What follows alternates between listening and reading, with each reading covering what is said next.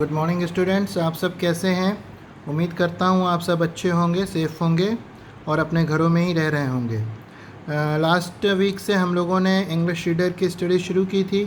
पहले सेशन में हम लोगों ने पहला चैप्टर शुरू किया था। होमवर्क था, करीब सभी बच्चों ने होमवर्क अपना सेंड किया था। कई बच्चों ने होमवर्क सेंड नहीं किया था। कोशिश कीजिए कि सारे बच्चे होमवर्क सेंड करें। पिछले संडे को जो संडे गुजरा उसमें एक ऐसे आपको वंडर ऑफ साइंस दिया गया था। तमाम बच्चों ने उसे कॉपी में नोट किया था। कुछ बच्चों ने नोट नहीं किया, पहले दिन नहीं हुआ था। कुछ बच्चों ने दूसरे दिन भेज दिया था, तो मैं उसकी लिस्ट नहीं भेज पाया। अच्छी बात है, ज़्यादातर बच्चों ने ऐसे नोट किया हुआ है।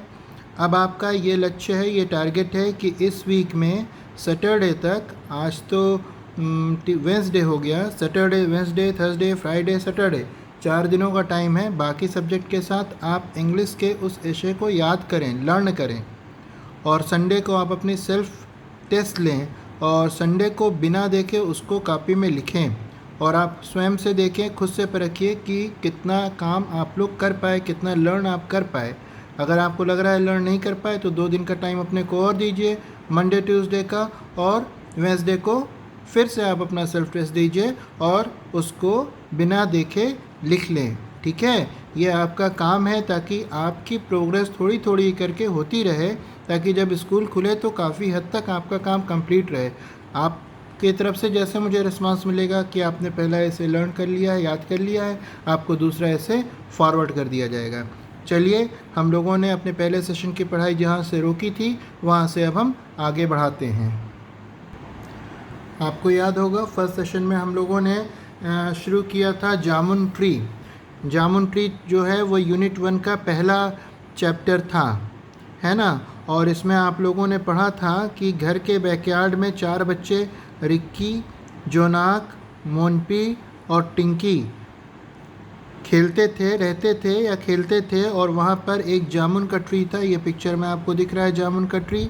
और काफ़ी एंजॉय करते थे वो सिर्फ वही एंजॉय नहीं करते थे बल्कि उनके बगल के आसपास के जो नेबरहुड के बच्चे थे वो भी आते थे और वहाँ पर खेलते थे। अब हम लोग जहाँ से हम लोगों ने छोड़ा था वहाँ से हम अपनी स्टडी को आगे बढ़ाएंगे। लास्ट सेशन में जो हम लोगों ने लास्ट लाइन पढ़ी थी वो था द बैकयार्ड, पीछे का हिस्सा, ऑलवेज, हमेशा, रीसाउंडेड, गूंजता रहता था, विद द श्रिल, श्रिल मतलब किलकारी, क्राइज ऑफ हैप्पी चिल्ड्रेन, जो घर का पीछे का हिस्सा था, जो बैकयार्ड था जहाँ पे जामुन का ट्री था, वो हमेशा बच्चों के किलकारी और शोर से गूंजता रहता था। The syrupy sweetness of the jamuns invited other visitors too. Sweetness, syrupy sweetness, syrupy का मतलब होता है जूस, रस। जो जामुन का रसदार स्वाद था, जो मिठास थी, ऑफ जामुन, जामुन की, इन्वाइटेड आमंत्रित करती थी, अदर विजिटर्स टू, और भी विजिटर्स को या आगंतुकों को आमंत्रित करती थी, बुलाती थी।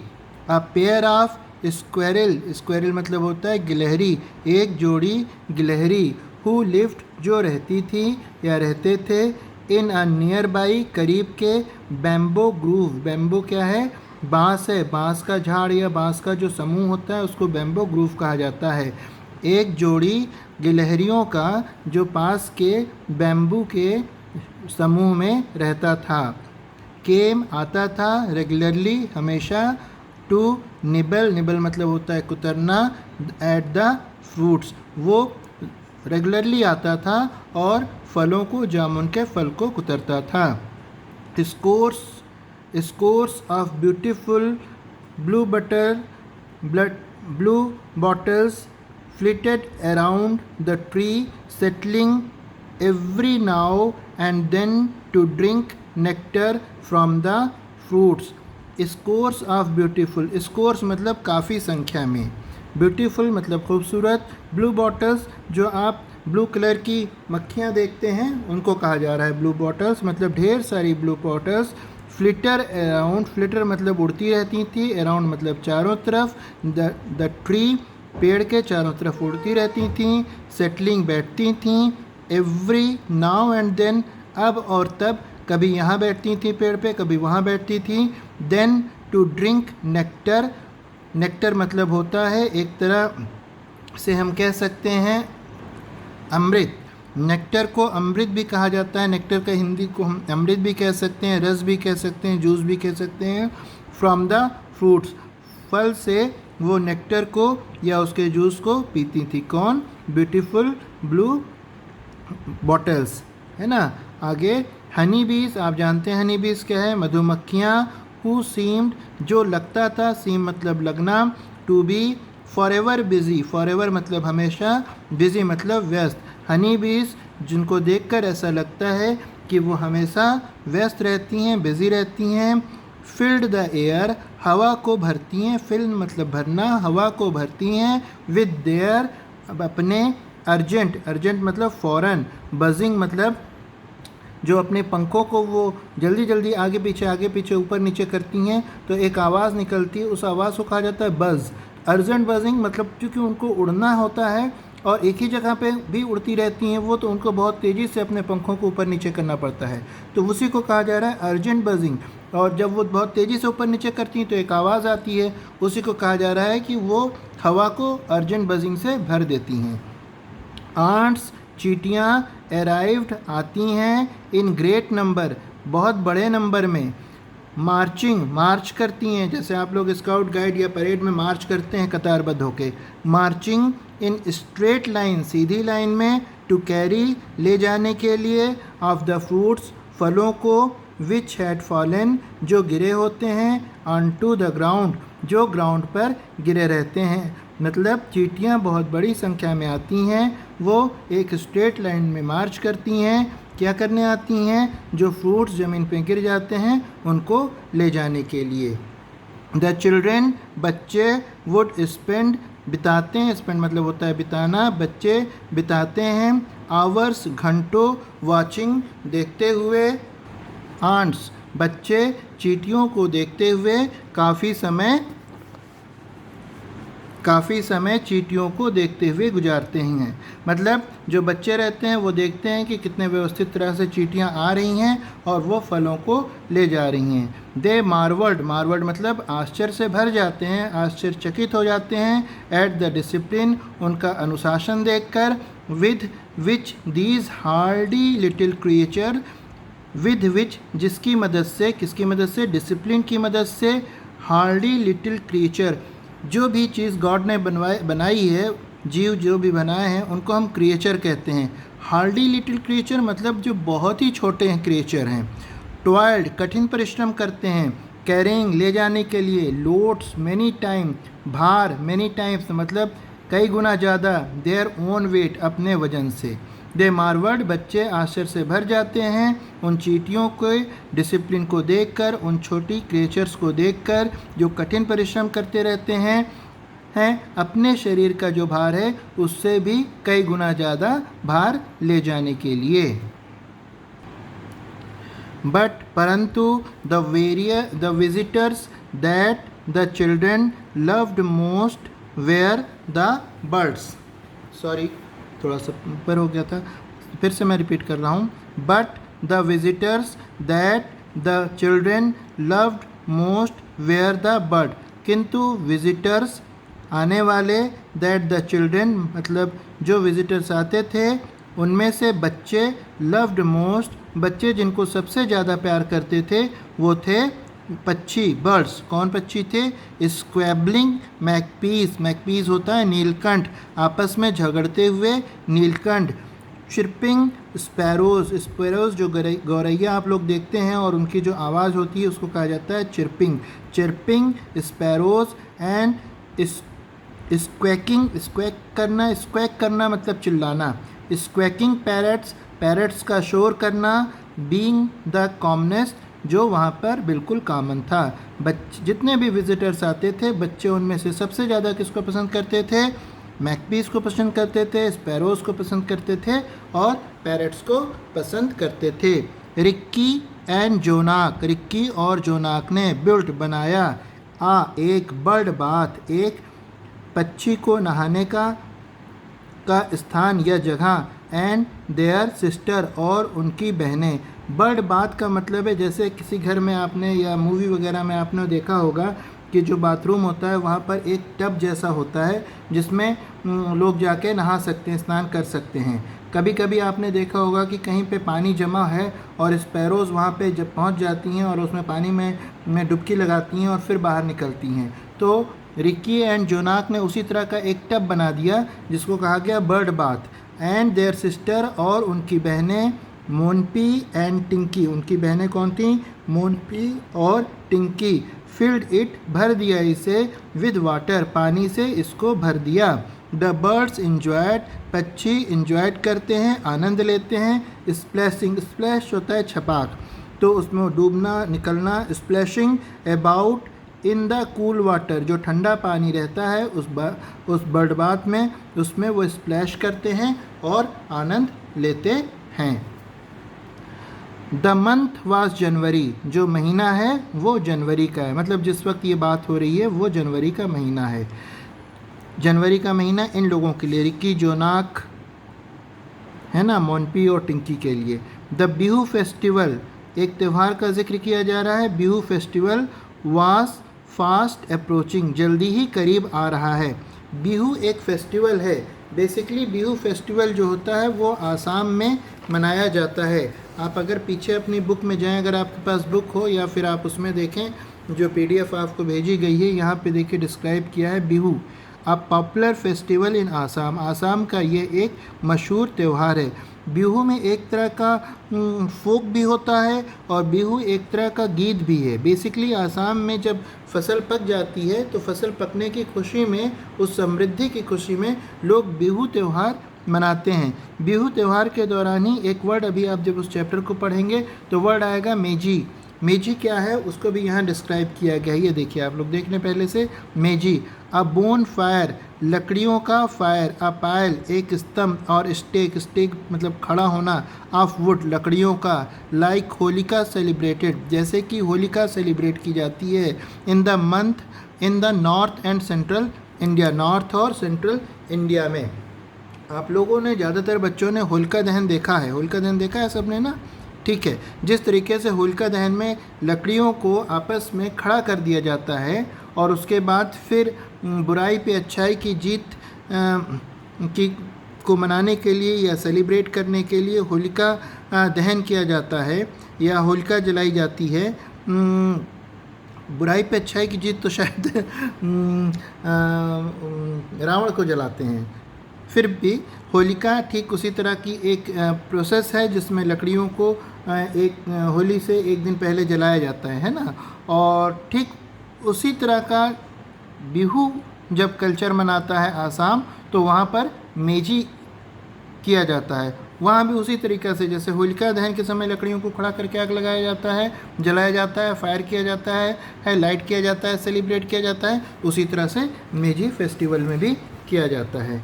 चलिए आगे अपनी बुक पर वापस चलते हैं हम।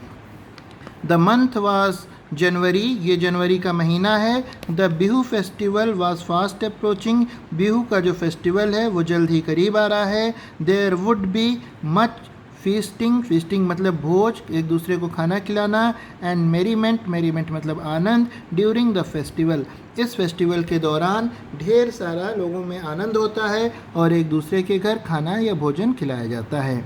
ईच हाउस होल्ड, हर घर वाला, वुड बिल्ड बनाता है अ मेजी, हर मतलब हर घर वाला एक मेजी बनाता है। अ पाइल ऑफ फायरवुड, जो मैंने आपको बताया एक स्तंभ या ढेर फायरवुड का जिसमें लकड़ियां जमा की जाती हैं, स्टैक्ड खड़ी की जाती हैं, नीटली टुगेदर एक दूसरे के साथ, इन देयर बैकयार्ड, घर के पीछे वाले हिस्से में नीटली लकड़ियों को खड़ा किया जाता है। ऑन द फर्स्ट मॉर्निंग, पहली सुबह, ऑफ द फेस्टिवल, त्यौहार की पहली सुबह, द मेजी वुड बी सेट अलाइट, मेजी को जला दिया जाता है, उसको रोशन कर दिया जाता है। इन्वोकिंग, इस प्रार्थना के साथ, इस उम्मीद के साथ, द ब्लेसिंग ऑफ अग्नि, द गॉड ऑफ फायर, जो गॉड हैं फायर के, उनको हम अग्नि कह रहे हैं, उनकी ब्लेसिंग लेने के लिए उसके लिए हम याचना करते हैं, प्रार्थना करते हैं ताकि खुशहाली मिले। इस तरह से मेजी को अलाइट किया जाता है और बिहू फेस्टिवल की शुरुआत की जाती है। लेट्स बिल्ड अ चैम्पियन मेजी दिस ईयर, चलो बनाते हैं इस बार एक चैम्पियन मेजी, मतलब कोई ऐसा कंपटीशन कर लिया जाए जिसमें कई लोग मेजी बनाए और उसमें एक चैम्पियन मेजी का सिलेक्शन हो। रिकी सजेस्टेड, रिकी ने ऐसा सजेस्ट किया, ऐसा बताया कि ऐसा किया जाए। अ फ्यू डेज बिफोर, कुछ दिनों पहले, द फेस्टिवल, फेस्टिवल के कुछ दिनों पहले रिकी ने ऐसा सजेस्ट किया। Jonak, Monpi and Tinki want to the idea, idea मतलब किसी चीज़ का सुझाव। जोनाक, मोनपी और टिंकी वांट मतलब बहुत खुश होना, अच्छे से गर्मजोशी के साथ स्वागत करना, उस आइडिया का गर्मजोशी के साथ स्वागत किया। मोनपी, जो मोनपी बच्चा था, द मोस्ट प्रैक्टिकल वन, जो बहुत ज़्यादा प्रैक्टिकल था। प्रैक्टिकल होने का यहाँ पे मतलब है कि भाई हमने कह तो दिया कि हम चलिए एक कंपटीशन कर लेते हैं, बहुत सी लकड़ियों को जमा कर लेंगे और मैजिक के चैम्पियन बनाएंगे, लेकिन वो प्रैक्टिकल था। वो सोच रहा था कि भाई इतनी लकड़ियों को एक साथ कैसे जमा किया जाएगा, तो उसी बात को लेके कहा जा रहा है द मोस्ट प्रैक्टिकल वन। सा देखता है the difficulty ahead, difficulties ahead, जो परेशानियाँ आगे आनी हैं उनको देखता है। बट परंतु, where will we get so much wood from, but परंतु, वेयर विल वी, कहाँ से हम, गेट सो मच, ढेर सारी, वुड फ्रॉम, हम कहाँ से ढेर सारी लकड़ी प्राप्त करेंगे। फादर, पिताजी, might buy some firewood, father might buy some firewood, father हमारे कुछ फायरवुड या जलाने के लिए लकड़ी खरीद लेंगे, बाय कर लेंगे। बट किंतु, दैट विल बी जस्ट, परंतु वह होगी, इनफ पर्याप्त, for a tiny mazy, tiny मतलब छोटी, परंतु वह एक छोटी मेजी के लिए पर्याप्त होगी। ट्रू, सही। एग्रीड, मैं तुमसे सहमत हूँ। टिंकी, टिंकी बोलती है मोनपी से, मैं आपसे सहमत हूँ।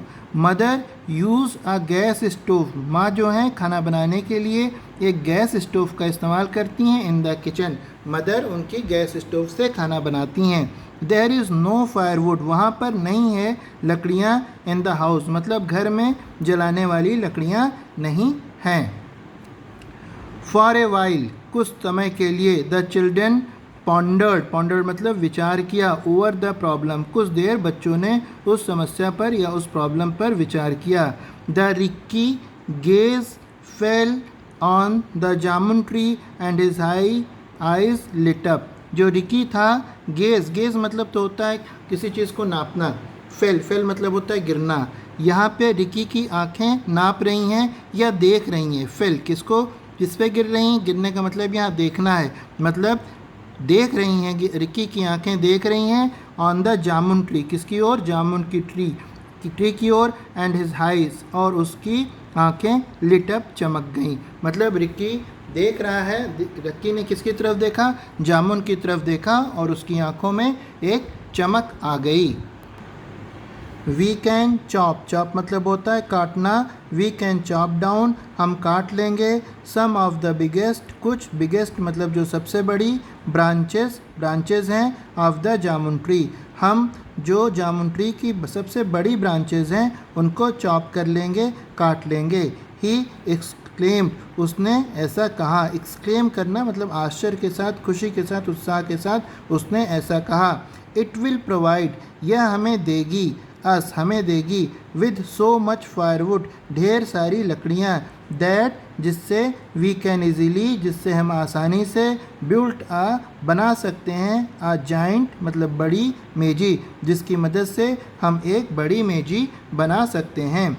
जोनाक clap Ricky on the back, Jonak ने, क्लैप तो होता है ताली बजाना, यह कह रहा है Ricky on the back, back मतलब उसकी पीठ पे, मतलब खुशी से या उसकी पीठ को उसने थपकी दी। गुड आइडिया, बहुत अच्छा आइडिया है।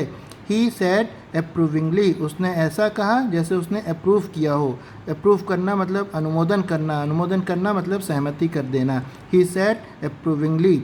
आवर मेजी, हमारी मेजी, वुड बी मतलब होगी, द इनवे मतलब जलने या ईर्ष्या का कारण, ऑफ ऑल आवर फ्रेंड हमारे सभी मित्रों का, इन द नेबरहुड के सभी मित्रों से, पड़ोस के सभी मित्रों से। मतलब हमारी मेजी इतनी बड़ी बन जाएगी कि नेबरहुड के सभी दोस्त हमसे ईर्ष्या करेंगे, जलेंगे। Monpi and Tinki were equally enthusiastic मतलब उत्साही। मोनपी और टिंकी भी बराबर से उत्साही थे, सबकी तरह। जैसे बाकी दोनों बच्चे जोनाक और रिकी उत्साहित थे, वैसे ही मोनपी और टिंकी भी उत्साहित थे। हाउ कुड किस तरह से, दे कट डाउन वे काटेंगे, दोस इनॉर्मस मतलब काफ़ी बड़ी, ब्रांचेस बिग तो बड़ा होता है, इनॉर्मस मतलब काफ़ी बड़ा, जाइंट, वो किस तरह से इनॉर्मस या बड़ी ब्रांचेस को काटेंगे। इफ़ देयर पेरेंट्स अगर उनके पेरेंट्स न्यू जान जाएंगे, दे वुड श्योरली मतलब पक्का, वो निश्चित तौर से, बी एंग्री गुस्सा होंगे, उनके पेरेंट्स निश्चित तौर से गुस्सा होंगे। And even if they were 4 of them and और इवन यद्यपि, इफ़ दे वेयर 4 यद्यपि वे 4 थे, 4 ऑफ देम यदि उनमें से 4 कटिंग डाउन काटते हैं, आ ट्री एक पेड़ को, सो लार्ज जो इतना बड़ा है, वुड टेक लेगा, देम उनको, एटलीस्ट 2 डेज कम से कम 2 दिन। वो कह रहा है कि अगर वो चारों मिल के भी उस इतने बड़े पेड़ को काटेंगे या उनकी ब्रांचेस को, इनॉर्मस ब्रांचेस को काटेंगे, तो कम से कम 2 दिन लगेगा। बट द चांस केम किंतु जो चांस था, मौका था, वह आया, 1 डे एक दिन, जस्ट बिफोर द फेस्टिवल मतलब उस पेड़ को चॉप करने का, जामुन के पेड़ की ब्रांचेस को चॉप करने का जो मौका था, वो फेस्टिवल के ठीक एक दिन पहले आया। देयर उनकी ग्रैंड मदर, उन बच्चों की जो ग्रैंड मदर थी, हैड फॉलन इल बीमार हो गई, इन कलकत्ता में इसका मतलब उनकी ग्रैंड मदर रहती थी, वो बीमार हो गई। एंड शी वांटेड और वो चाहती थी, कौन चाहता था, ग्रैंड मदर, देयर पेरेंट्स उनके पेरेंट्स मतलब मोनपी, टिंकी, जोनाक और रिकी के पेरेंट्स, विद हर ग्रैंड माँ के साथ हों। Their grandmother had fallen ill in Calcutta and she wanted their parents with her, उनकी ग्रैंड मदर कलकत्ता में बीमार हो गई और वो चाहती थी कि उन बच्चों के पेरेंट्स उनके साथ, उनके पास रहें। बिफोर दे लेफ्ट जब वो गए मतलब पेरेंट्स जब उन बच्चों को छोड़ कर गए, देयर मदर उनकी माँ, गेव देम उनकी माँ ने उन्हें दिया, वेरी क्लियर बिल्कुल साफ साफ, लास्ट मिनट आखिरी समय का इंस्ट्रक्शन का मतलब होता है, इंस्ट्रक्शन का मतलब है निर्देश। देयर मदर उनकी माता, गेव देम उन्हें दिया, वेरी क्लियर लास्ट जब वो चाहने लगे तो आखिरी समय पर उन्होंने बच्चों को एक इंस्ट्रक्शन दिया, निर्देश दिया। कहने का मतलब है उनको कुछ बातें समझाई होंगी। डोंट फॉरगेट मत भूलना, टू गेट द मिल्क दूध लेना, इन द मॉर्निंग उनकी माँ ने उनको इंस्ट्रक्शन दिया कि सुबह उठकर दूध पीना मत भूलना। एंड रिमेंबर और याद रखना, टू डू करने के लिए, योर होमवर्क अपना होमवर्क, एवरी डे रोज़, और याद रखना कि तुम्हें रोज़ अपना होमवर्क कर लेना है।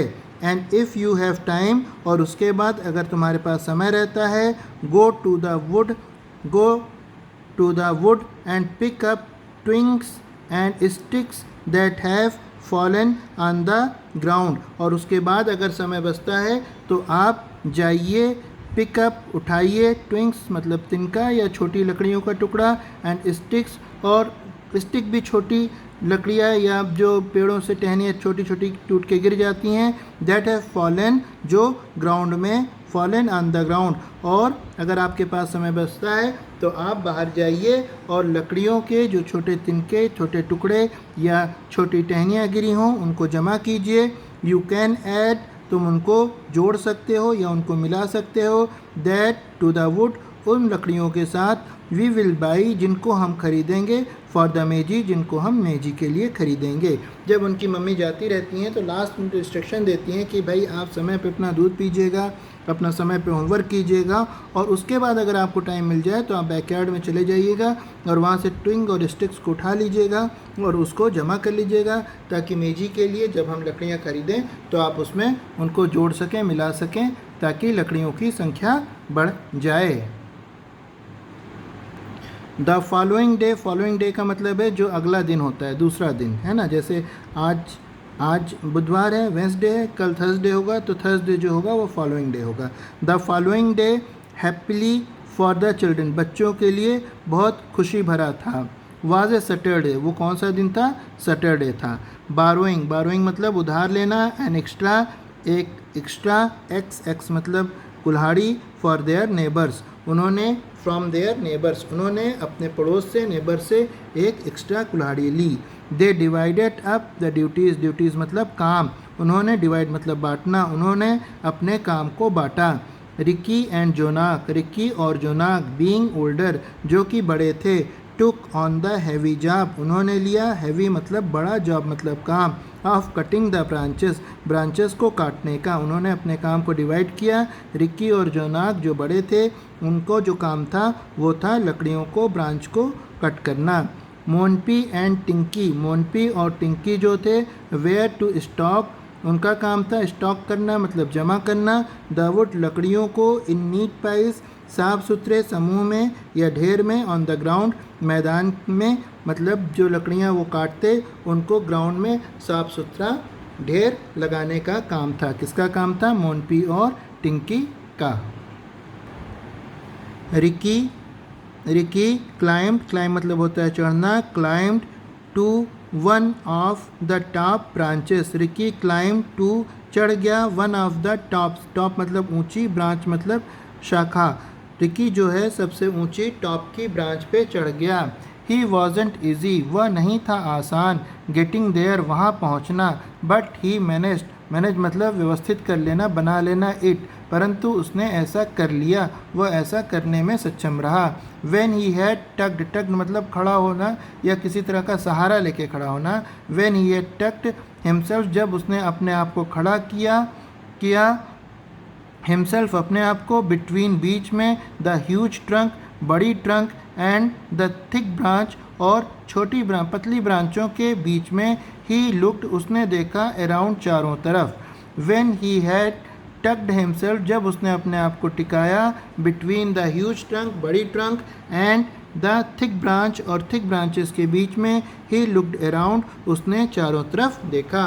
What a magnificent view, magnificent मतलब खूबसूरत, व्यू मतलब नज़ारा, कितना खूबसूरत नज़ारा है। There in the distance, there वहाँ पे, डिस्टेंस मतलब दूर। द डीप मतलब गहरा, मतलब काफ़ी दूर पे। प्लेसिड रिवर, प्लेसिड मतलब शांत, रिवर मतलब नदी की धार वहाँ बहुत शांत तरीके से बह रही थी। फ्लोट मतलब बहना। पास द टेम्पल, वहाँ दूरी पे कोई टेम्पल रहा होगा, उसके पीछे।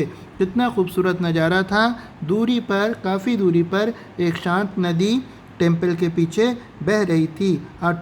एक ट्रेन। वेन टुट, एक ट्रेन। टुट या छुक होता है, यहाँ टुट लिखा है, खैर कोई बात नहीं। एक ट्रेन जा रही थी, लीविंग छोड़ते हुए। अ ट्रेल मतलब होता है पगडंडी या एक कोई ऐसा छोर। ऑफ ऐश ग्रे स्मोक मतलब धुआं। ऐश ग्रे होता है स्लेटी।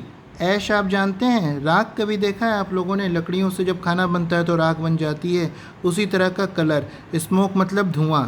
मतलब जो ट्रेन जा रही थी तो उसके पीछे एक ऐश ग्रे स्मोक जो था, स्लेटी कलर का स्मोक छूटता जा रहा था और वो ऐसा लग रहा था कि पगडंडी बन गई हो, ट्रेल हो गई हो। कभी आप लोगों ने स्काई में रॉकेट वगैरह को जाते देखा है? अगर आपने देखा होगा तो उसके पीछे एक पगडंडी बन जाती है ऐश ग्रे कलर की। ठीक उसी चीज़ को बता रहा है कि जब ट्रेन जा रही थी तो वैसा बन रहा था।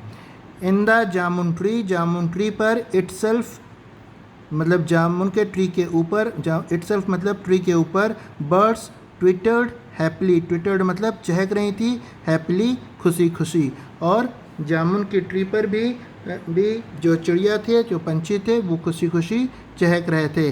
But he was forgetting the Mazie, पर वह भूल गया था मेजी को, मतलब इन सब चीज़ों को देखते हुए वह मेजी को करीब भूल गया था। पिकिंग अप द एक्स, पर उसने क्या किया? पिकिंग अप उठाया, एक्स कुल्हाड़ी को उठाया। ही बिगिन, उसने शुरू किया। आ सिस्टमेटिक, सिस्टमेटिक मतलब बिल्कुल सिस्टम से चलना। चॉप चॉप, चॉप चॉप उसको कह रहा है जब लकड़ी काटी जाती है तो एक आवाज़ आती है ना खट खट की, तो उसको कह रहा है चॉप चॉप। और जब वो बराबरी से चॉप चॉप किया जाए तो उसको कहा जाता है सिस्टमेटिक। मतलब एक बार खट से किया, फिर दोबारा खट से किया, तिबारा चौबारा, और हर बार एक सही टाइम पे जितनी जितनी देर पे बार बार करके खट खट खट खट कर रहा है, उसी कह रहा है systematic chop chop close on his body, अपने शरीर के पास। जाहिर सी बात है, आप लोग लकड़ी के ऊपर अगर चढ़ा हुआ है, पेड़ के पास खड़ा हुआ है, तो पैर एक आगे करेगा एक पीछे करेगा और आगे वाले पैर के पास वो चॉप करेगा, उसको काटेगा। ओके बच्चों, उम्मीद करता हूँ यहाँ तक आप लोगों को समझ में आया होगा। अब आप लोग इस वीडियो को अच्छे से देख लें। कोशिश करिए कि किसी भी चैप्टर का जब पहला पार्ट भेजा जाए और दूसरे सेशन का दूसरा पार्ट भेजा जाए, तब आपके पास चूँकि पहले पार्ट का भी वीडियो सेव है और ये दूसरे पार्ट का वीडियो आपको मिल गया, तो फर्स्ट पार्ट और सेकंड पार्ट साथ में आप देख लें, ताकि आपको एक रिदम मिल जाए, एक पंक्ति या एक कतार मिल जाए, तो आपको लगे कि हाँ उस चैप्टर को मैंने एक बार में पढ़ा है। वीडियो ज़्यादा नहीं बड़ा बना रहे हैं, इसलिए नहीं कर रहे हैं ताकि आपको ज़्यादा परेशानी ना हो, आप सही तरीके से उसको एक दो बार देखकर समझ लें। नेक्स्ट सेशन में हम कोशिश करेंगे, हालांकि अभी चैप्टर काफ़ी बड़ा है, फिर भी हम कोशिश करेंगे कि नेक्स्ट सेशन में नहीं चैप्टर यहाँ तक है, नेक्स्ट सेशन में हम लोग इस चैप्टर को फिनिश करेंगे। नेक्स्ट सेशन में इस चैप्टर को हम लोग फिनिश करेंगे।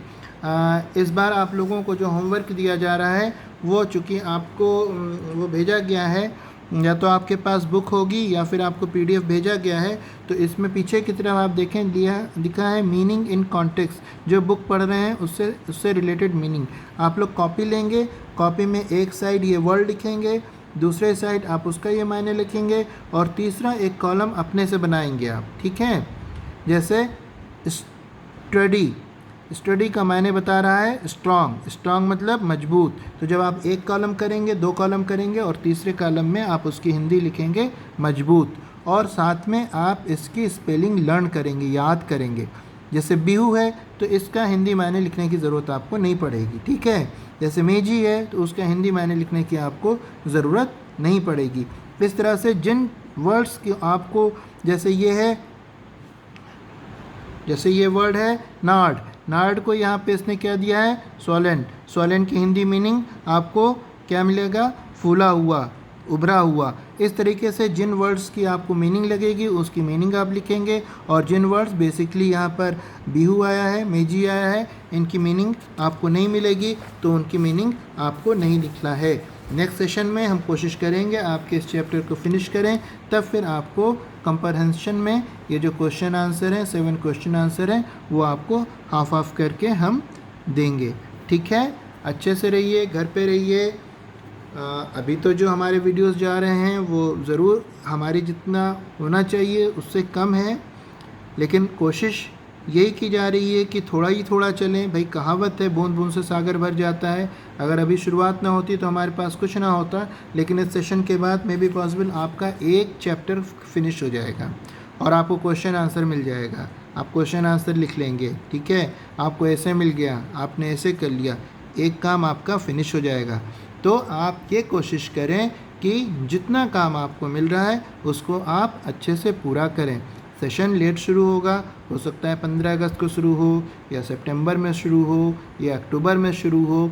उस वक्त तो फिर हम उतना ही पढ़ पाएंगे, या हमको थोड़ा तेज़ी से पढ़ना पड़ेगा, लेकिन हम कोशिश करेंगे कि जब तक स्कूल खुले तब तक 1 यूनिट या 2 यूनिट जितना संभव उसको हम फिनिश कर लें, ताकि हमको आसानी हो, ठीक है ना। आप लोग इन वीडियोस के अलावा सारे सब्जेक्ट्स को रोज़ थोड़ा थोड़ा, कम से कम अगर पुरानी बुक है तो उसको पलट लें, PDF पे पलट लें। मैं हमेशा तो कहा गया कि मोबाइल का इस्तेमाल मत कीजिए, लेकिन अब तो कहना पड़ रहा है कि आप लोग मोबाइल का इस्तेमाल कीजिए, पर अच्छे काम के लिए कीजिए, सिर्फ पढ़ाई के लिए कीजिए। मायने नहीं समझ में आ रहा है, डिक्शनरी में मायने देखने के लिए कीजिए, मीनिंग देखने के लिए कीजिए। अगर आप सर्च करेंगे तो कुछ और वीडियोस भी यूट्यूब में मिल जाते हैं, उनको भी आप देखें, लेकिन अपने स्टडी को करें, वही फ़ायदेमंद है, ठीक है। अच्छे से रहिए, सेफ रहिए। नेक्स्ट टाइम अगले सेशन में हम लोग फिर से मिलते हैं। जब तक आपको जो काम दिया गया है उस काम को कर लें और उस मीनिंग को लर्न कर लें। Thank you students.